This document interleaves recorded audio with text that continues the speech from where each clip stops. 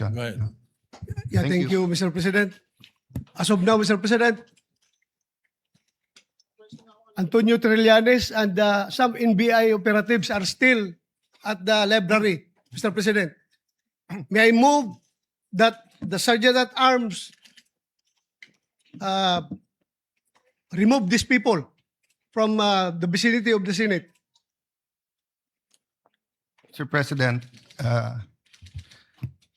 dear colleagues, Senator Trillanes, as a former member of the Senate, is welcome in the Senate and will of course be given due courtesy unless he has He is part of the harassment, unless Mr. he is President. part of the harassment. So Kasama niya. you gave me that Siya answer. ang nagkuha sa Yes. NBI na harangin ako dito. So Bakit natin hayaan siya nandito yes, siya? with that clarification, is there any objection that we ask we will ask the NBI to leave except for the person or people who assaulted you, because in my view, our legal should bring them for inquest because they were caught flagrante delicto assaulting a senator in our premises. Yung nag-assault sa iyo hindi dapat pakawalan. Dapat dalhin sa for inquest, no? Yung kung walang kilalaman na nandito at wala silang official business dito, may motion ang Senator Bato na paalisin sila sa Senate. Is there any objection? Yes, Mr. President, Mr. President, that Senator is, Soto first. I have no objection to the motion of Senator De La Rosa. As a matter of fact, I will probably support this motion, but parliamentary rules dictate that we settle first the Yes, previous yes, motion. yes, There is a yes. pending motion kaya hindi Yes. pwedeng patungan ng lesser Yes. motion. Thank No? you So for that let's reminder. resolve first the motion of Senator Jingoy Estrada unless he wants to withdraw the motion. With Senator Pia Cayetano, is it on the same topic or a different topic? it's a continuation of the removal of the person, so I can wait until Yes, this let's motion is act resolved. first on that. Senator Estrada, may I ask if you can withdraw because I think mas urgent na umalis na muna yung mga NBI. Then we can have a short huddle with the Sergeant at Arms whether we will ask him to report here officially. Mr. President, Yes. if I may, Yes.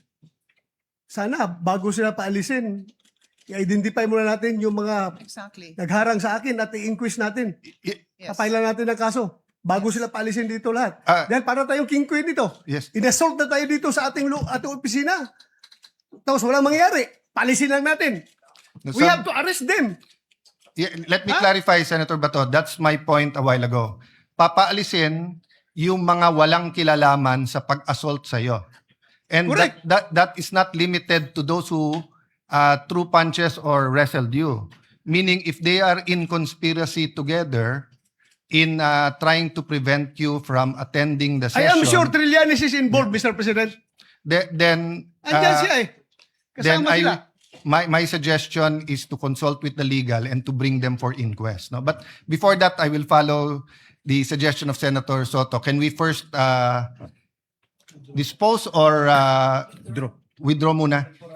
Mr. President, I withdraw my previous motion. So since the motion is withdrawn, Senator Pia. Yes. I think this is what the Senate President had in mind in any case. Let me just put on record, I think Senator Bato will also welcome this. Before removing anyone who is not involved, we have to determine who is involved and who is not involved. Obviously, I think that's quite obvious, but to be clear with the instructions of the Senate President, everybody here should be dealt with because they are here for a reason. We need to hear from them. They should give their testimony kung bakit sila nandito, sino ang nagpapunta sa kanila dito, ano ang instructions sa kanila, kahit tumayo lang sila dito, we want to know why are they here. So just to be clear, I'm pretty sure that is what the Senate President meant, but perhaps we can instruct our legal team very carefully bago paalisin. Pati yung identification nila, yung official identification nila, baka may mag-missing in action dyan.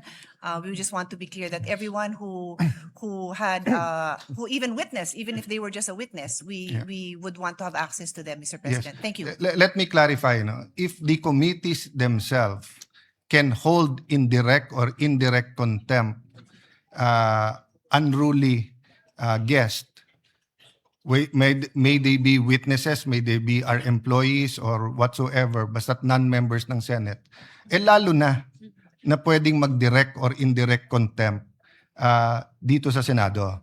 But we are dealing with two separate things, whether what they did was contemptuous, and then secondly, whether there was a criminal offense committed within our premises in front of our faces that gives us the right for an arrest and ask the DOJ for an inquest. That is why I think the Sergeant at Arms took our instructions a while ago not only to view the video but to conduct an immediate investigation. Maybe we can have a 2-minute suspension and consult with the Sergeant of Arms kung nasaan na yung investigation nila before we ask